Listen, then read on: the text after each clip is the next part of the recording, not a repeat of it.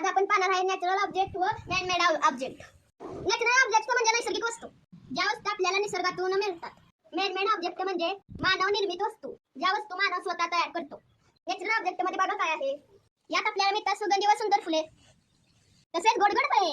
नंतर आपल्याला मिळतात पौष्टिक फळभाज्या व पालेभाज्या, आणि दगड, वाळू आणि माती मिळते, जी आपल्याला घरकामासाठी उपयोगी पडते. तसेच आपल्याला मिळतो मऊ मऊ कापूस, आणि आपल्याला मिळतं पाणी, जी आपली तहान भागवतो. कपडे धुण्यासाठी, स्वयंपाक करण्यासाठी, भांडी घासण्यासाठी, आंघोळीसाठी त्याला पाणी उपयोगी पडते. यात मिळतो लाकूड, चुलीवरती स्वयंपाक करण्यासाठी जळ म्हणून उपयोग होतो. तसेच आपल्याला लाकडाचा उपयोग फर्निचर बनवण्यासाठी उपयोगी येतो. अशा अनेक वस्तू आपल्याला निसर्गातून मिळतात. आता आपण पाहणार आहे मेड ऑब्जेक्ट म्हणजे मानव निर्मित वस्तू. यामध्ये आपण पाहूयात बाटली, पेन, वही, कागद, कप, खेळणी, खुर्ची, तसेच सायकल, गाड्या. अशा अनेक वस्तू मानव निर्मित असतात. आता कळालं का तुम्हाला मॅन मेड ऑब्जेक्ट व नॅचरल ऑब्जेक्ट म्हणजे काय? थँक्यू, धन्यवाद.